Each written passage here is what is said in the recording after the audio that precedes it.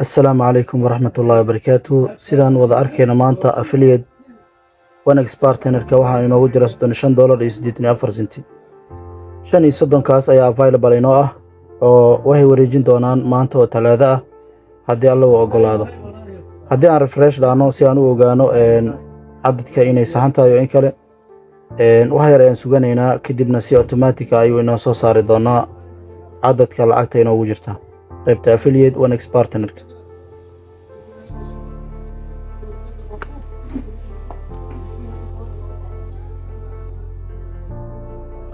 sidaad arkaysaan $35.84 ayaa inoogu jirta qaybta available to withdrawga ah.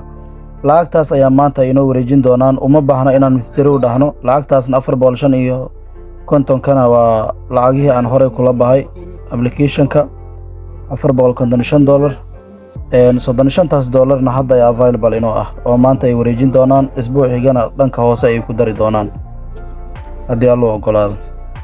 marka haddii aan aadno qaybta oo historyga oo saddexdaas dhibcood ama saddexdaas xariijimood ee kore haddii aan taabano kadibna aan kasii doorano payment history meeshay ku qoran tahay si aan u ogaano lacagahan waqtiga la bixin doono iyo xaalkeeda siduu yahay.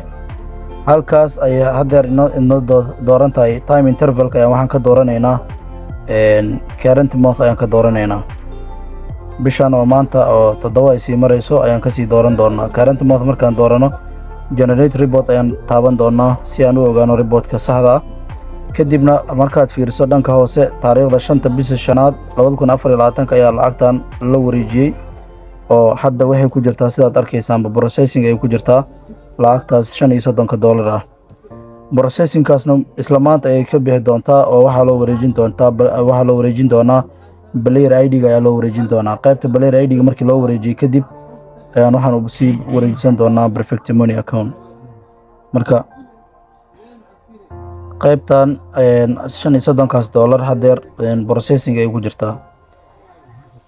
sidaad arkaysaan qaybtan kale haddaan fiirino lacagta $28.56 ay ahayd oo isbuuc hore markii lacagtan lagu daran $35 ay isku noqotay. sidaad arkaysaan lacagta available to withdraw inoo ahayd waa la wareejiyey oo haddeertan waxay noqotay meeshii 0 ayay noqotay. lacagtii oo available inoo ahaa waa la wareejiyey waxaana loo wareejiyey qaybta player ID-ga ayaa loo wareejiyey. marka refresh aan dhihi doonaa si aan u ogaano in lacagta si sax ah loo wareejiyey iyo in kale. markaan refresh dhahno kadibna reportka saxda ah ayuu ina siin doonaa applicationka ama qaybta website-ka ee one Expartnerka wuxuu ina siin doonaa reportka saxda ama warbixinta saxda ah ayuu ina siin doonaa. markaan refresh dhahnay kadib oo in yar aan suganay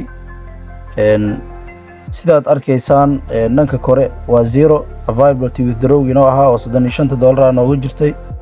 hadda waxaan aadi doonaa oo aan isla taaban doonaa saddexda dhibcood ama saddexda xariijimood ee sare ayaan taabanaynaa. halkii hore oo payment historyga ayaan sii aadi doonaa. markaan payment historyga aan sii aadno waxaan halkaas time interval ay ku qoran tahay hoosteeda oo exact period ay ku qoran tahay ka dooran doonaa current month. bishan haddeer 7 sii maraysa ayaan ka dooran doonaa kadibna generate report ayaan dhihi doonaa. haddii aan halkii hore oo lacagta ahayd oo processing ku jirta aan fiirino $35 paid ayaa ku qoran. status markaad fiiriso waa la bixiyey lacagtaas ayaa inoogu qoran. waxay caddahay lacagtaas inay bixiyeen qaybta partnerka ah. waxaan isla aadi doonaa qaybta player ID-ga ayaan isla aadi doonaa oo lacagta haddii meeshan ay ka baxdo waxay aadi doontaa player ID account ay aadi doontaa. sidaad arkaysaan lacagtii $35 ahayd iyo sentiyaalkii ahayd waa taa player ID-ga ay soo gashay. si aan player ID-ga aan uga saarno aan usii wareejino perfect money qof walba ayaa garanaya oo player ID-ga ayaan tagaysaa kadibna waxaad kasii dooranaysaa menu meeshay qoran tahay. waxaad kasii dooranaysaa settings kadibna waxaad kasii dooranaysaa meesha ay ku qoran tahay withdraw markii aad ku dhufato sidaad arkaysaan withdraw markaad ku dhufato kadibna waxaan rabnaa lacagta inaan u wareejino perfect money account keena inaan u wareejino. lacagta perfect money-ga ayaan u wareejin doonaa oo withdraw markaan ku dhufano waxaan kasii dooran doonaa perfect money ayaan kasii dooran doonaa. waxaan gelin doonaa lacagta aan rabno inaan la baxno $35 ayaan la bixi doonaa oo ID-gina waan gelin doonaa. lacagta waxaan u soo wareejinay perfect money account. Refresh aan dhihi doonaa si aan u hubino inaynu soo gaadhay in kale. 25 sent oo kaliya ay noogu jirta lacagtana waa taa waan soo wareejiyay. Refresh ayaan sii dhihi doonaa si aan u hubino inay soo wareejta iyo in kale. Haddeertaan lacagta waa la soo wareejiyay oo waxaa loo soo wareejiyay perfect money account. Perfect money account keena ayaan tagi doonaa kadibna waxaan oran doonaa refresh. Markaan refresh dhaano isla meeshii 25 sent ay ku jirtay 36 ayay noqotay sidaad arkaysaan balas $35.84 ayaa lagu soo shubay account-keena perfect money. Haddaba lacagtan waxaan rabnaa inaan u bedelno EVC Plus. Waxaan tagi doonaa Chrome-ka. Markaan tagno kadib waxaan halka sare aan ku qori doonaa Aptaran exchange aan ku qori doonaa. Halkaas ayaan ku kala bedelan doonaa lacagta. Halkaas ayaan ku sarfan doonaa.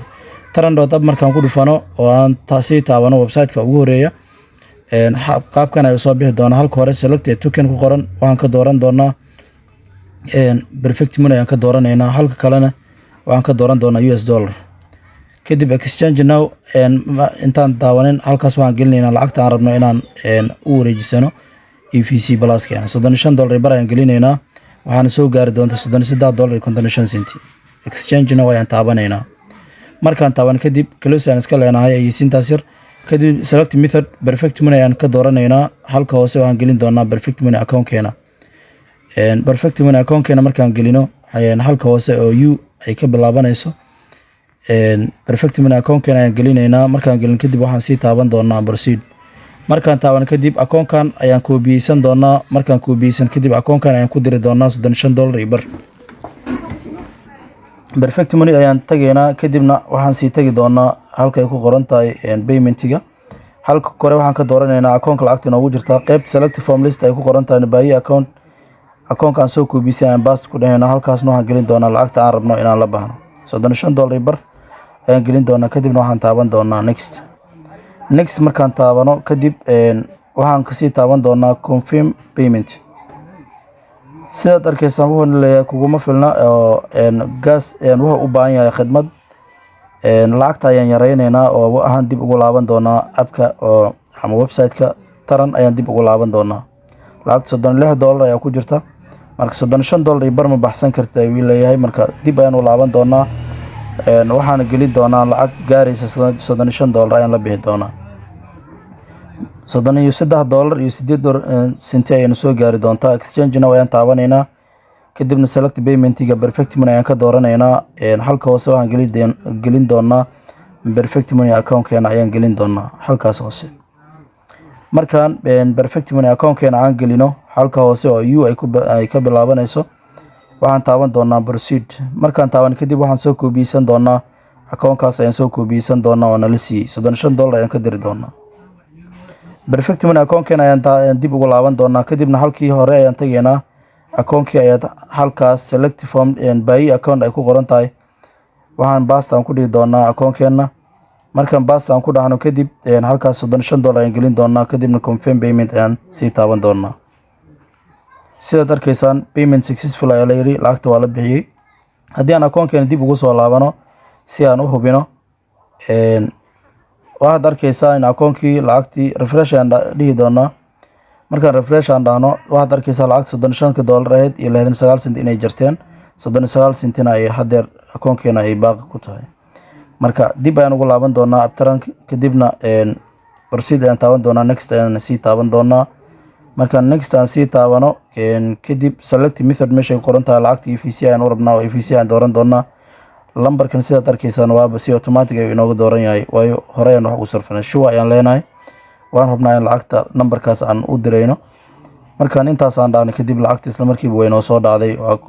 lambarka mobilka yar ayaa ku jira isla markiiba lacagta way soo gaadhay.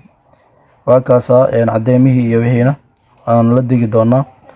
waxaan rajeynayaa inaan waxaan isla faa'iidnay.